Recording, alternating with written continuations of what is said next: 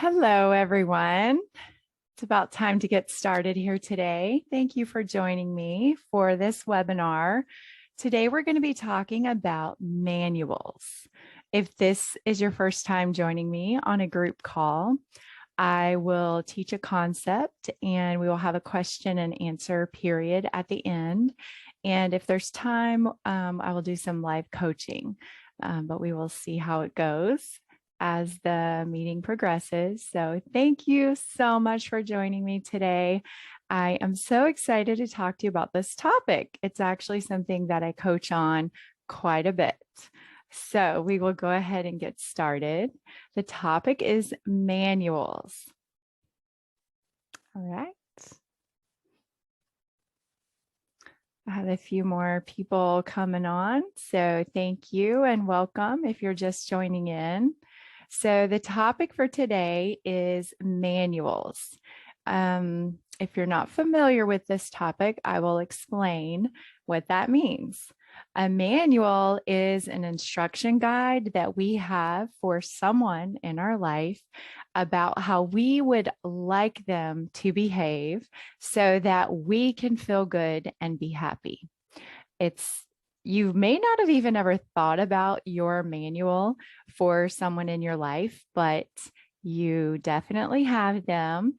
And many times this shows up when we're upset with someone in our life if they didn't do something we wanted them to do. And a lot of times this happens when we don't ask them to do something. We just have the idea that if they loved me, that's what they would do. A lot of times we don't really articulate these things, these manuals, instructions, but we have them and we base a lot of our feelings and emotions on these instruction manuals. And we feel like if someone loves us or they care about us, they would just know what we would want them to do. While it seems like this might be a justified way to feel, to have expectations of people in your life, it can really be damaging when your emotional happiness is directly tied to their behavior in a certain way. I'm going to give you an example.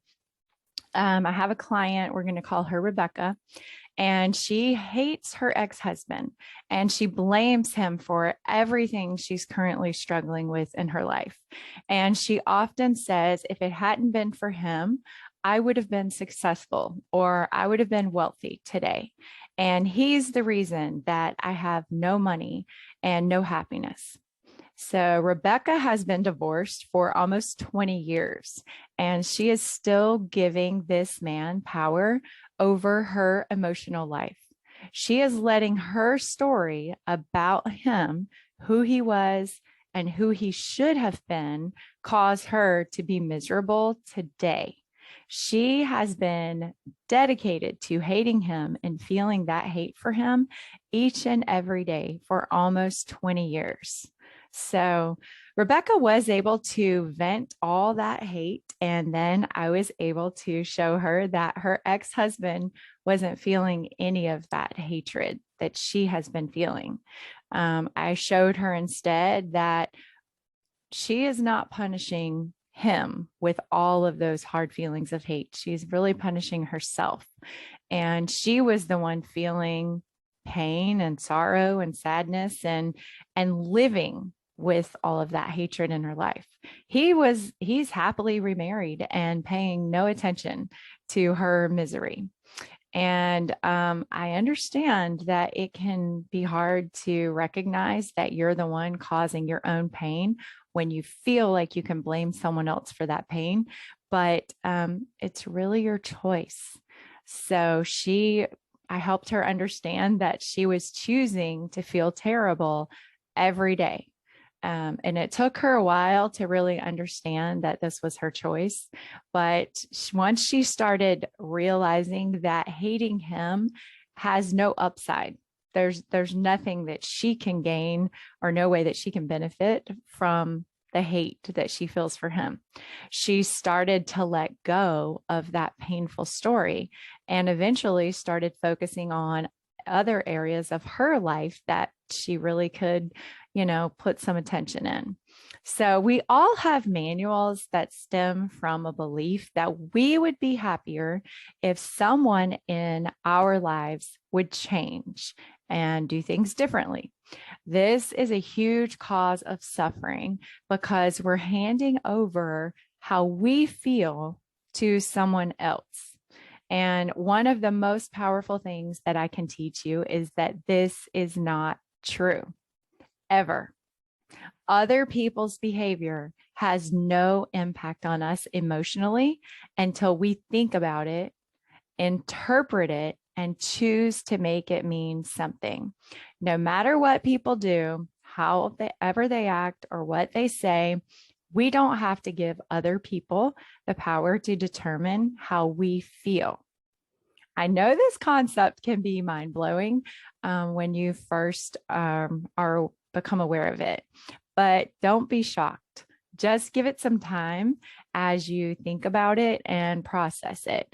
And if you have lived your whole life giving away your power, it might be difficult for you to realize that you have been doing this voluntarily and unnecessarily. So I wrote a list of some common manual instructions that I have seen in my life and in my clients' lives as I've been working with them. So I'll show you the list and we'll talk about them, and you can maybe recognize some things that you may have been feeling or experiencing. Let's see. Looks like that is pretty visible. Okay. So if you find yourself thinking things like, he should remember my birthday, he should support me, or he should buy me a gift that I want for my birthday, he should make more money, he should want to talk to me when he comes home from work. These are just a few examples of thoughts that you might think about your spouse or in your life that are causing you pain because you have instructions in your mind about what your spouse should be doing. Notice the keyword should in all of these instruction manuals, and no one else has read your are not aware of your instruction manual. Them read it, and they do whatever they want to do. Here's a few more examples. She should call me back when I call her. She should be a better mother. She should be more understanding. She should appreciate me more. She should tell me she loves me. If any for you, I want you to recognize that these are part of your instruction manual for people that you care about in your life, and they're not true. They're not true because you think them, and someone else may have a totally different instruction manual for their spouse or for their child or their loved one. And whose manual is right? Theirs or yours? There's no right instruction manual. People get to be however they want to be. And I have news for you. They are going to be however they want to be. Husbands are going to show up as the husbands they want to be. And wives get to show up as the wife they want to be. So your instruction manual for people in your life is only hurting you. It's only causing you pain when you have all these shoulds in your mind that ways in which the people in your life should behave. Excuse me. Excuse me. Anyway, I want you to notice when you start thinking that people in your life should behave a certain way or shouldn't behave a certain way, that can be a clue that you are operating with an instruction manual for them. And I'm going to talk to you today and give you some ideas about how we can let go of those manuals. They're not going to help you in your relationships, and they're actually going to hurt you if you continue to believe and operate from these manuals that you have. So these are just some quick, simple examples, but that the truth is most of our manuals for people are thick, complicated instruction manuals, especially when it's your spouse. You can have a lot of really specific ideas and shoulds that a good spouse, what they would do and how they would behave. And the mistake that we can make is allowing our own happiness and well-being to be dependent on what our family and loved ones, what we believe they should do. This can cause you a lot of pain in your life. So the problem it causes is that when we believe that the people we love in our life will act the way we want them to, and if they do, that is how we know they love us, then we're left to feel a lack of love when they don't act the way we think they should. It's really a dead end, and it's a source of a lot of pain and heartache that we cause ourselves when we operate from a manual. So the truth is, adults have the ability and the freedom to behave however we want to, right? We can all choose, and that includes you. And there really is nothing we ever have to do, and there is nothing that anyone else has to do. We all have free agency, and we can choose to behave however we want in our relationships, with our family members, with our employers, with everyone in our lives. So one common practice that I've seen in a lot of couples therapy is that for two people to sit down and discuss a situation and then share with each other their needs so that the other person can work to meet their needs, right? You may have heard of like the 5 love languages and other programs like that that encourage people to behave in a certain way to make another person feel a certain way. The problem with this is it creates a manual setup for disaster. The truth is, each of us is responsible for meeting our own needs. And when you're in a relationship where you feel responsible for fulfilling someone else's needs, and they are responsible for filling your needs, there's a constant manipulation and an effort to control one another. And the truth is, nobody wins. You can't control another person, and there is nothing that they could possibly say or do that can make you happy. All of the power to feel happy in your life lies within you. Really doesn't matter what your spouse does.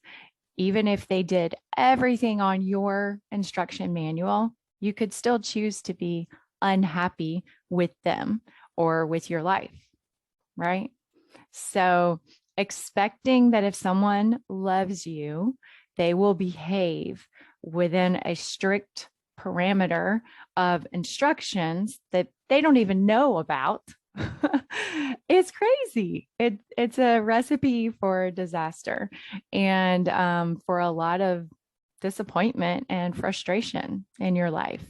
So although your spouse may do things that are positive at times, or may do things that you appreciate or that you ask them to do, they won't be able to do everything that you want or expect them to do all the time to make you happy. If your emotional well-being or happiness is dependent upon they're following a strict manual of instructions for everything they should do, then they're not really getting to be themselves, are they? They're just following your instruction manual so that you could feel happy, but how are they feeling? Probably not how they want. They're probably not acting in accordance with what they want in their life if they're just following your strict instruction manual, right? It's a circular manipulation relationship where both people try to manipulate the other to get them to do certain behaviors so the other person can feel content, loved, happiness. It doesn't work. The best way to feel happy in your relationship or in any relationship in your life is to decide to think positive thoughts about that person that you're in a relationship with, regardless of what they do, regardless of what their behaviors are. Now, that doesn't mean you have to stay in a relationship where someone does destructive things or negative behaviors constantly that are, that you're unhappy with, but you can't expect someone else to behave in a way that gives you happiness just because you want them to. That is not healthy. And it's really an unhealthy situation when either person is dependent on the other to do certain things so that they could feel happy in the relationship. It just doesn't work. The best possible way is when you both can meet your own needs, and then you just get to enjoy each other and enjoy your relationship and enjoy the things that you like to do together and the life you create together. And actually, no one likes being in a relationship with a needy person, someone who's demanding and can only share love or express their love to you when you do things exactly the way they want all the time, right? It's exhausting and it's not fun. Instead, when both people are responsible for their own happiness and well-being, they just get to meet in the middle and have fun together and enjoy their lives together. And this is the best possible way to have a relationship. So when you subscribe to the idea of manuals in relationships, you put your emotions in the hands of other people. The other people in your life don't follow the manual, which they usually won't. Then you're guaranteed to feel negative emotions. Then you unknowingly blame the other person for your feelings. When you do this, you give the control of your emotional life to someone else, cementing your own powerlessness. It's really not good for anyone. All right, let's hang on one second. I'm hearing some background noise. And let me just make sure everyone is muted. Okay, there we go. All right, so the best way to let go of operating from emotional manuals in your life is to realize that manuals are based on other people. I want you to recognize the benefits of taking responsibility for your own rules and creating personal operating manuals for yourself, not for other people. The truth is, most of us can't even manage and control our own emotions, and let alone manage or try to manipulate or control the emotions and behaviors of other people in our lives. It's really kind of ridiculous when you think about the concept. Hang on one second. Okay. Things are moving around on my screen. All right. So what I want you to focus on is controlling your own behavior. That's challenging enough, right? Most of us are just trying to do the best we can to show up as the best version of ourselves every day. And that's a big enough job without trying to control the other people in our lives, especially those that we care about. It's just really frustrating for you and everyone else in your life, plus really ineffective. So, do you recognize any of the instruction manuals that I listed in your life? Does it sound familiar that you have a lot of shoulds for people in your life? If so, I want to help you explore what it is that you want people to do differently in your life and why. Because the answer is always that you think if the other person changes their behavior, you will feel better, right? That's why we try to manipulate and control other people in our lives. But the truth is, we know that another person's behavior can't control our feelings, right? Ever. The only thing that can control our feelings is our thinking about anything. So when let's say someone does follow your instruction manual, you may choose to think, well, my husband really cares about me because he did whatever was on the list here. When he comes home, he talks to me for 30 minutes every day, which might make you feel good if you believe that because he talked to you for 30 minutes after work, that he cares about you. But then the opposite would be true if that's the only reason why you're feeling good. If one day, let's say he has a meeting after work or he doesn't come home after work and you don't have that talk time, then conversely, you would believe he doesn't love me if he doesn't do what I ask and come home and talk to me after work. So then you would feel bad based on his behavior. And if that is the case, then you're not taking personal responsibility for your own feelings. You're giving your power away to someone else based on their behavior. That is having a manual. So remember, having a manual is when you want someone to behave differently so that you can feel better. But in the end, that's not even possible because the other person's actions cannot dictate your feelings. So I want you to take a deep breath and stop trying to control people. The truth is, you can't control other people, and it just frustrates you when you try. People are going to do what they want to do anyway. So it's much easier when you let go of trying to manipulate and control people in your life.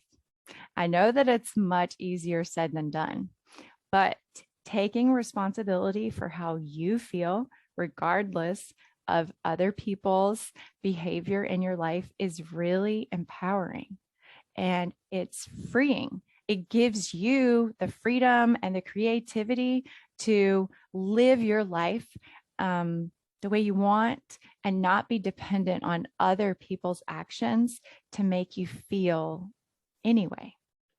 So this does not mean that you stay in relationships that are harmful or not serving you well. If someone is abusive to you, or you're in a harmful relationship, that doesn't mean you need to stay. You need to do what you need to do to protect yourself.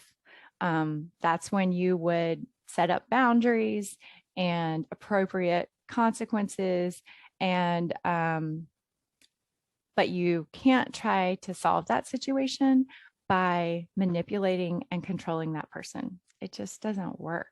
You need to stay in control of your feelings and emotions and make choices based on what you're willing to accept in your life and what you're not.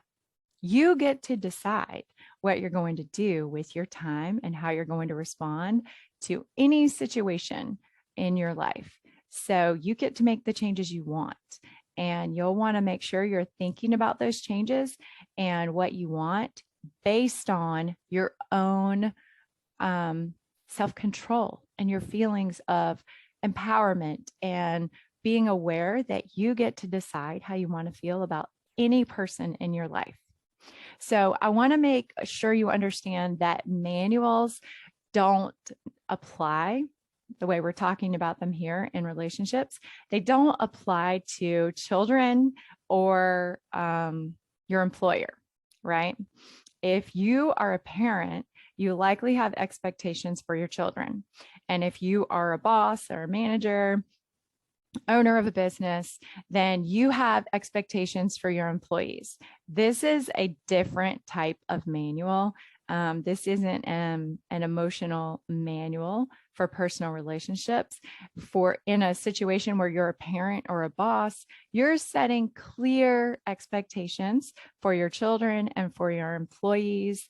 And that would have, you need to make sure you have clear consequences. And if they're not meeting those expectations, then you have no reason to be emotionally hurt if your child or your employee goes outside of a boundary. You can just impose the consequence for that behavior. You don't have to, you shouldn't take it personally and be hurt or sad or, offended, because that's, especially with children, that's what they do, right? They test and they push boundaries. So that's why consequences are important. And the same with employees, they test boundaries. So you just have consequences and impose those. The best parents and the best employers are consistent and clear with expectations and consequences. And you will know if you have a manual for your children or your employees by whether or not your response is emotional. If you have a clear outline of expectations and consequences for your child and they break those rules and you are upset emotionally, you're angry and hurt by their behavior, then you definitely have a manual for them. And that's not healthy for you or them. The best way to operate is take the emotion out of it, set up clear boundaries and expectations and consequences. And when there's a boundary violation, you impose a consequence. You don't need to be angry with them. You don't need to take it as a personal offense that they have broken a boundary or not met an expectation. They're just testing a boundary. So, wow, it looks like we are almost out of time and I've only gotten through half of my material. So I think what I will do is finish this. We will have a part 2 for our manual discussion next week because I don't even think I've gotten halfway through everything I've prepared for you today. And that will give you some time to think about everything that I've shared with you on manuals and come back next week with some good questions. And I would love to do coaching on manuals. I actually coach on this a lot in my one-on-one coaching sessions because we all have these set ideas about what the people in our lives should do and how they should behave. And really the best thing we can do is let go of those manuals and just let people be who they're going to be because they're going to do it anyway. So you're just setting yourself up for disappointment, heartache, and frustration if you continue operating with manuals for the people that you love or care about in your life. So we will pick this up next week. I will continue with part 2 of our discussion on manuals, and I will see y'all next week. Thanks so much for joining in, you guys, and have a great week.